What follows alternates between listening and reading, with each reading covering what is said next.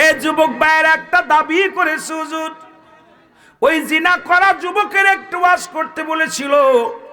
আসার পর কয়েকজন যুবক বলছে, রুহুল আমিন ভাই আপনি ওয়াজটা করবেন, যতটুক যায় 2-4 মিনিট কথাটা বলি বাবা, বক্তা আসতে আসতে সময়, যেহেতু 10টা পর্যন্ত সময় আমার, পরের সময় খাওয়ার একটার আমার নাই।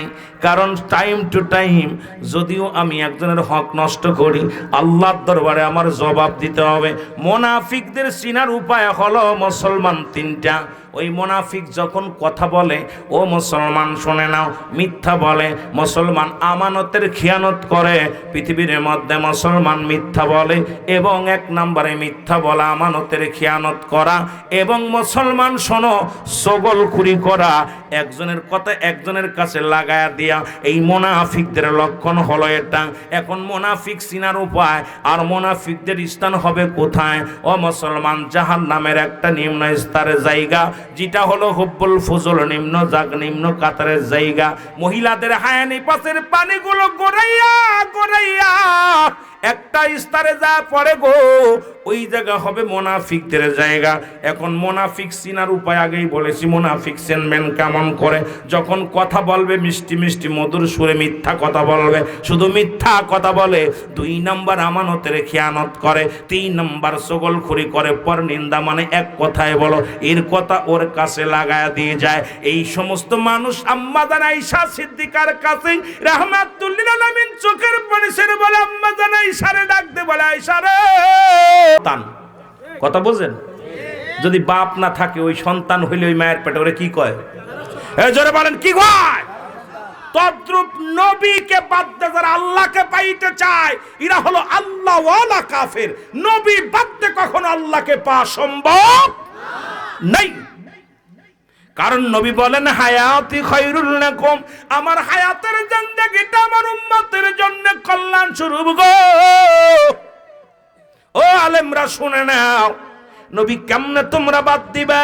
নবী কয়, উম্মতিরা রে, এই দুনিয়ার মধ্যে আমি নবী আগমন করেছি, আমি নবী আগমনটা আমার উম্মতের জন্য কল্যাণ স্বরূপ। এখন কয় নবী আমগার মতো মানুষ, নবী বলে আমগার মতো মানুষ। এখন আমি এটা নিয়ে হট্টগোল করতে চাই না, একটু ভালো করে খেয়াল করবেন নবী কি কয়। নবী কয়, হায়াতি খায়রুল লাকুম, আমার হায়াতের জিন্দেগিটা উম্মতের জন্য কল্যাণ স্বরূপ। কারণ আমি নবী আমার উম্মতের সঙ্গে চলাফেরা করেছি, আমি নবী আমার উম্মতের সঙ্গে কথাবার্তা বলেছি, আমি আমার উম্মতের সঙ্গে মুসলমান সংসার জীবন যেমনি করে এমনি করেছি। শরিয়াত তরিকত হাকিকত মারিফত সব জায়গায় আমার নবী। রাষ্ট্র চালাইবেন আমার নবী, ব্যবসা করবেন আমার নবী, ধর্ম করবেন আমার নবী, সংসার করবেন আমার নবী। নবী কয়, উম্মতিরা রে, আমি নবী দুনিয়ার মধ্যে আগমন করেছি আমার উম্মতের কল্যাণের জন্য। আবার একদল মানুষ কয় নবী মরে গেছে, আলেমরা শুই না নাও।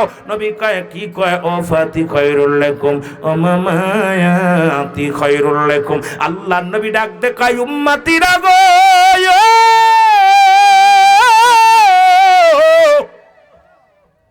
আমি নবী দুনিয়া থেকে বিদায় নিলাম, এটা আমার উম্মতের জন্য কল্যাণ স্বরূপ গো।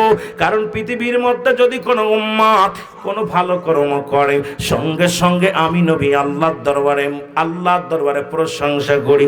আল্লাহ মুসাই মিয়া নামাজ পড়েছে, রোজা রাখছে, হজ করেছে, যাকাত দিছে, আল্লাহ তোমার দরবারে প্রশংসা করি, অমুক লোকটা ভালো, ও পরেজগার, ও বুজুর্গ মানুষ। আবার কোন ব্যক্তি যদি মুসাই মিয়া গুনাহের কাজ করে, আমার নবী ডাক দেয়, রব্বে কারীম, ও রব্বে কারীম গো, ওই মকরমপুরের মুসাই মিয়া গুনার কর্ম করেছে, আমার আল্লাহর কাছে দরখাস্ত করে, আল্লাহ আমি মুসা মিয়ার হইয়া তওবা করলাম, ইস্তেগফার করলাম, ওরে তুমি মাফ করে দাও। অন্যায় করে ছেলে মাফ চায় বাবায়, অন্যায় করে গ্রামের ছেলে মাফ চায় চেয়ারম্যান মেম্বার যাইয়া, অন্যায় করি আমি ক্ষমা চাই আমার নবী। এই নবীর পক্ষে থাকার দরকার আছে কি না? বুঝলে বুঝপাতা, না বুঝলে তেজপাতা। কথা বোঝেন? নবী ওয়া মামায়াতি খায়রুল লাকুম, আলেমরা ও ফাতি খায়রুল লাকুম, আমি নবী দুনিয়া থেকে বিদায় নিছি। অনেক মৌলবী কয় নবী মরে গেছে, আর নবী কি কয়? নবী কয়, আমার বিদায়টা হলো আমার উম্মতের মঙ্গলের জন্য। কারণ কোন উম্মত যদি গুনাহের মধ্যে ডুব দেয়, আমি আল্লাহর দরবারে প্রার্থনা করি, আল্লাহ আমার অমুক উম্মতকে তুমি মাফ করে দাও, প্রার্থনা করি, মাগফিরাত কামনা করি। আর বাবারে, সন্তান যখন অন্যায় করে বাবাই মাফ চাই যায়।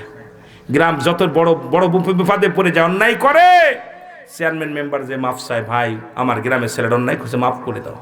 তেমন নবীর উম্মত হয়েছি, যে নবী ভুল করি আমি আপনি ক্ষমা চায় রাহমাতাল্লিল, আরো জোরে বলেন রাহমাতাল্লিল। এই নবীর পক্ষে থাকার দরকার আছে কিনা? আরো জোরে বলেন আছে কিনা? এই নবীকে ভালোবাসার দরকার আছে কিনা? আরো জোরে বলেন আছে কিনা? সুতরাং বাবারা, এরে 10টা 10 বেজে গেছে, কাম সারছে। বক্তা কই? বক্তা কই? এই মুসাই মিয়া, বক্তা কই?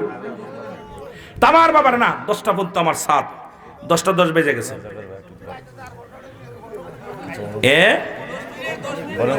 না না না, অত দেরি করেন না, 10টা বেজে 10টা পার হয়ে 10 বেজে গেছে, আমি তো খেয়াল করিনি করে দিকে।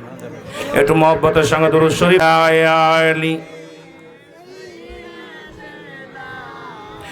মাওলানা মুহাম্মদ আল্লাহুম্মা জোরে সাইয়্যিদিনা মাওলানা মুহাম্মদ ওয়া আলা আলি সাইয়্যিদিনা। এ যুবক ভাইয়ের একটা দাবি করেছে হুজুর, ওই জিনা করা যুবকের একটু ওয়াজ করতে বলেছিল। আসার পর কয়েকজন যুবক বলছে, রুহুল আমিন ভাই আপনি ওয়াজটা করবেন, যতটুক যাক 2-4 মিনিট কথাটা বলি বাবা, বক্তা আসতে আসতে সময়, যেহেতু 10টা পর্যন্ত সময় আমার, পরের সময় খাওয়ার একটার আমার নাই। কারণ টাইম টু টাইম যদিও আমি একজনের হক নষ্ট করি, আল্লাহর দরবারে আমার জবাব দিতে হবে। মুনাফিকদের চিনার উপায় হলো মুসলমান 3টা।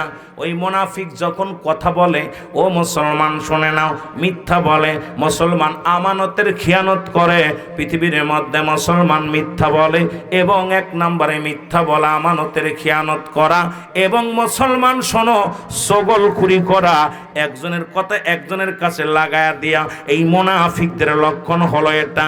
এখন মুনাফিক চিনার উপায়, আর মুনাফিকদের স্থান হবে কোথায়? ও মুসলমান, জাহান্নামের একটা নিম্ন স্তরের জায়গা, যেটা হলো হুব্বুল ফুজুল, নিম্ন কাতারের জায়গা। মহিলাদের হায়ানি পাশের পানিগুলো গড়াইয়া গড়াইয়া একটা স্তরে যা পড়ে গো, ওই জায়গা হবে মুনাফিকদের জায়গা। এখন মুনাফিক চিনার উপায় আগেই বলেছি। মুনাফিক চিনবেন কেমন করে? যখন কথা বলবে মিষ্টি মিষ্টি মধুর সুরে মিথ্যা কথা বলবে, শুধু মিথ্যা কথা বলে। 2 নম্বর আমানতের খেয়ানত করে, 3 নম্বর সগলখুরি করে, পরনিন্দা মানে এক কথায় বলো, এর কথা ওর কাছে লাগায়া দিয়ে যায়। এই সমস্ত মানুষ আম্মা জান আয়েশা সিদ্দিকার কাছে রাহমাতুল্লিল আলামিন চোখের পানি ছেড়ে বলে, আম্মা জান আয়েশারে ডাক দে, বলে আয়েশা রে, আয়েশা শোনো,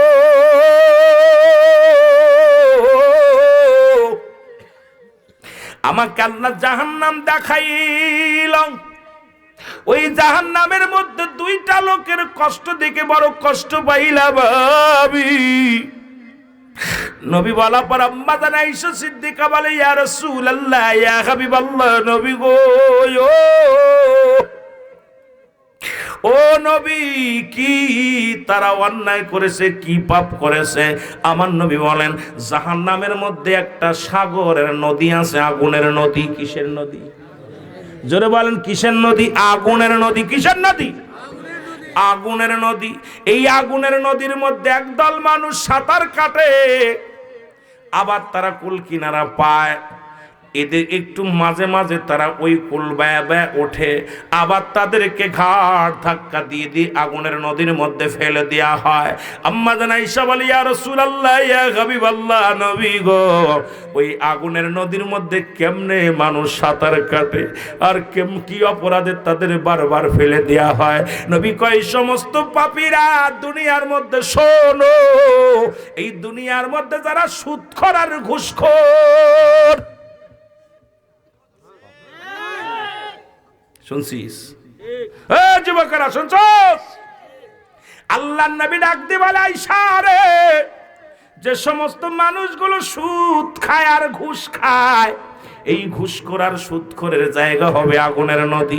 এখন আমার দেশে বড় বড় অফিসাররা ঘুষ ছাড়া চলে না, সুদ ছাড়া চলে না। প্রতিটা বাড়ির মধ্যে ঘুষ আর সুদ চলে রে বাবা, শুই না ল, শুই না ল। নবী বলছে ওই সুদখোর আর ঘুষখোরের জায়গা হবে আগুনের নদী। জোরে জোরে চিল্লায়া বলা যাবেন আল্লাহু আকবার। যারা সুদ খাবে, সুদ, আর যারা ঘুষ খাবে, এই দুই ব্যক্তিকে রব্বে কারীম এদের জন্য একটা জায়গা বানিয়েছে জাহান্নামের মধ্যে, আগুনের নদী। এই নদীর মধ্যে তারা আবাদান আবাদান চিরস্থায়ী ভাবে থাকবে। তাদের কোনো ক্ষমা হবে না। ওই মাঝে মাঝে তারা কুল পাবে। কুল পাবে কেন? ওই ওরা ওই কিছু মাঝে মাঝে দান ধ্যান করতে, সুদখোররা ঘুষখোররা দেখবেন অনেক মাহফিলি দান করে, মসজিদ দান করে। ওই দানের ওসিলায় তারা ওই কুল পাবে, আবার তাদের ধাক্কা দিয়ে ফেলে দেওয়া হবে, কিনারায় উঠবে, আবার ফেলে দেওয়া হবে। কিন্তু এরা জান্নাত পাবে না। এই সুদে কারবারি, ঘুষে কারবারি। আজকে আমার দেশে প্রায় 90% শিক্ষিত যুবকরা ঘুষ খায়। খালি বড় বড় অফিসার চেয়ারগুলো দখল করে করে তারা বসে বসে ঘুষ খায়। জোরে কন ঠিক কি দেন? আমার দেশে অসংখ্য পুলিশ আছে, বিড়িও ঘুষ খায়। জোরে কন ঠিক কি দেন? বিড়িটাও ঘুষ খায়। অনেক হয়তো পুলিশ পাশে থাকলে আমাদের বিরুদ্ধে করছে না, অসংখ্য পুলিশ আমার জানা মতে। কারণ আমার জানা মতে আবার অনেক পুলিশ তাহাজ্জুদের নামাজ পড়ে, অনেক পুলিশ আমাদেরকে নিয়ে সেলফি তোলে, আবার অনেক পুলিশ আমাদের গাড়ি আটটায় ধরে ড্রাইভারের কাছ থেকে 20 টাকা নিলু নেবে। ঘুষখোর, সুদখোর। 1 মণ দুধের ভিতরে যদি 1 ফোঁটা চুনা দেওয়া হয়, দুধটা নষ্ট হয়ে যায়। জোরে বলেন ঠিক কিনা? ভালো থাকে।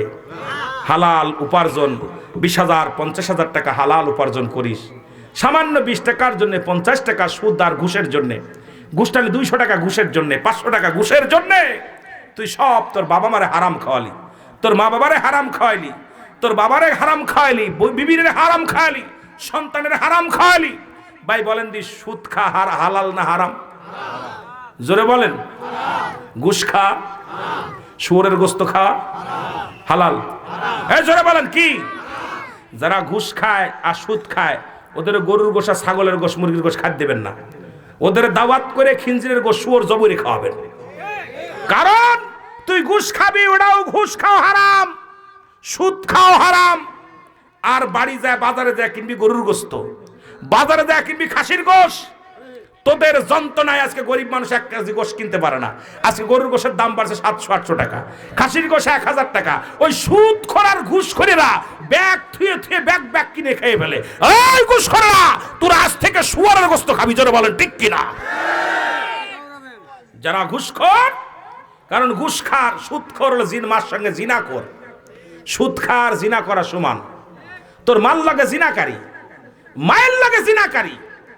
আবার সুদখোর হারামখোর, হারামখোররা যে হালালটা খোঁজে। কেন আপনার গ্রামে যারা সুদ খায় চেনেন না? কথা বলেন, চেনেন না? ইমানি জজবা নিয়ে ঠেকাইবেন। বাজারে যখন যাবে সুদখোরের ব্যাগটা নিয়ে নেবেন, ব্যাগটা নিয়ে করে ব্যাং ট্যাং কিনে দিবেন, কুত্তার গোস্ত কিনে দিবেন। কারণ ও তো ভাগ্যে ও তো হালাল খাবার খাবে না। কারণ সুদও হারাম, শুয়োরের গোশও হারাম, ঘুষও হারাম, শুয়োরের গোশও হারাম। সুতরাং তুই খাবি সুদ ঘুষ, আর বাজারে যে কিনবি হালাল, এটা চলতে দেওয়া যাবে না। জোরে বলেন ঠিক কিনা? আরো জোরে বলেন ঠিক কিনা? যদিও আমার কথা শুনতে খারাপ লাগে, যদিও শুনতে খারাপ লাগে, একটু একা একা বয়া বয়া খেয়াল করবেন যে সিদ্দিকী ভাই বলে গেল। কারণ আমিরুল আমিন সিদ্দিকী ওয়ান পিস। কারণ সত্য কথা সবসময় এইভাবেই বলি আমি, তাতে কিচ্ছু যায় আসে না আমার। দাওয়াত দিবেন দিবেন, না দিবেন না দিবেন, প্রয়োজন নাই। দাওয়াতের মুখাফেকি রুহুল আমিন সিদ্দিকী নয়। একটা কথা বলে যাই যে হারাম থেকে আমাদের বাঁচার দরকার আছে কিনা? জোরে বলেন, হারাম থেকে বাঁচার দরকার আছে কিনা? এক সুদখোর, উনি আল্লাহর ওলি হয়েছিল, নাম হলো হাবিব। নাম কি? জোরে বলেন, নাম কি? হাবিব। এই হাবিব চক্রবৃদ্ধি সুদ খেত। একদিন হঠাৎ করে সুদের কারবার, বাজারে গেছে, সুদের ওই সুদ যে বাড়ি সুদ লাগাইছে তার কাছে টাকা আনতে গেছে। যায় দেখে রে বাড়ির ভিতরে আপনার নাই, ওই যায় লোকটারে পাই নেই। দেখে মেয়েটা কাঁদতেছে, 2টা ছেলে মেয়ে কাঁদতেছে ক্ষুধার যন্ত্রণায়। তা বলতেছে আমার টাকা দাও। তা বলতেছে ভাইজান আপনার ভাই তো টাকা জোগাড় করতে পারে নাই, আপনি মাফ করেন। বলছে আজকে টাকা না দিলে যেতে পারবো না, টাকা দিতে হবে। ভিতরে ঢুকে দেখে গোস্ত, একটা পাতিলের ভিতরে গোস্ত ঢাকা রয়েছে। পাশের বাড়ি আকিকা হয়েছিল, ওই আকিকার কিছু গোস্তটা দিছে, এইটা রাখছে, কিন্তু মশলা নাই, মরিচ নাই, লবণ নাই, তেল নাই, রান্না করতে পারছে না। মা জননী সন্তান কান্নাকাটি করতেছে। বাবা গেছে যে যদি কোনো কেউ দেয়, কেউ দিলে একটু মরিচ পেঁয়াজ কিনে এনে রান্না করে খাওয়াবো সন্তানদের। এই গোস্তটা ওখান থেকে ছিনিয়ে নিয়ে গেছে। ছিনিয়ে নিয়ে হাবিব বাড়ি যে গোসল করতে গিয়ে বিবিরে কয়, বিবি আমি গোসল করতে গেলাম, গোস্তটা রান্না করে ভালো করে থুয়ে দিও, এই গোস্তটা আমি খাবো। উনি রান্না আয়সা দেখে, আমার বাবারা আয়সা দেখে, কি দেখছে, আয়া দেখে রে আইসে বক্তা আইসে, নারায়ে তাকবীর, নারায়ে তাকবীর, নারায়ে রিসালাত।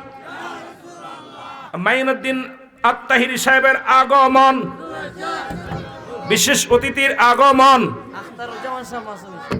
আখতারুজ্জামান আইছে, আখতারুজ্জামান শাহ মাসুমি ভাই আইছে। সুবহানাল্লাহ বলেন না, আসলে পরিচিত নাই তো। ভালো আছেন? আলহামদুলিল্লাহ। কথাগুলো খেয়াল করেন। ও উনি তো আসবেন না, তাই না? নাইমি সাহেব আসবে না, যে বিশেষ অতিথি আমার ভাই আসছেন। কথাগুলো মনে রাখবেন। উনি বাড়ি যাইয়া রান্না করা গোস্ত থুয়ে, রান্না করে বুনা কইরা পাতিলের ভিতর থুইয়া দিছে। যখন বাড়ি যে গোস্ত খাওয়ার জন্য যখন পাতিল উঁচু করছে, তাকায় দেখে পুরো গোস্তটা রক্ত হয়ে গেছে। কি হয়ে গেছে? রক্ত হয়ে গেছে। একটা চিৎকার মেরে হাবিব বলে, আল্লাহ, আমি মানুষের মাল জোর করে ছিনিয়ে এনেছি, মানুষের মালগুলো জোর করে ছিনিয়ে আনার কারণে আমি সুদখোর। হাবিব, এই গোস্তগুলো রান্না করলাম, এটা যদি গোস্ত তুমি রক্ত বানায় দিতে পারো, রব্বে কারিম, এমন একটা দিন আসবে আমি বিদায় হয়ে চলে যাব। ওই কবরে গেলে আমার সঙ্গে তুমি কি ব্যবহার করবার গো আল্লাহ, আমার সাথে তুমি কি আচরণ করবো আল্লাহ। আমি আর জীবনে সুদ খাবো না রে, আমি আর জীবনে কোনোদিন কাউকে ঠগাইব না। জীবনে যা করেছি আমারে তুমি মাফ করে দাও, আমি যা করেছি সব মানুষের মধ্যে বিলিয়ে দিব। উনি দিয়ে এমন ভাবে তওবা করলেন, ফিরে আসলেন। ও মুসলমান, ফিরে এসে আমল করতে করতে পৃথিবীর মধ্যে ওনার নামটা আল্লাহর ওলির দপ্তরে লেখা দিছে। জোরে বলা যাবে না সুবহানাল্লাহ। আমি আজকে যারা এখানে আছেন গো, আমি অনুরোধ করব, এই ভুল ত্রুটির মধ্যে যারা আছেন, আজকের মাহফিল থেকে তওবা করে যাবেন, আল্লাহর কাছে কানবেন, আল্লাহ গো আর জীবনে ঘুষের কাজ করব না, আর জীবনে সুদের কর্ম করব না। আল্লাহ, আজকের মাহফিলের খাতিরে তুমি আমাদের মাফ করে দিও, আমাদের জিন্দেগির গুনাহ মাফ করে দিও রব্বে কারীম।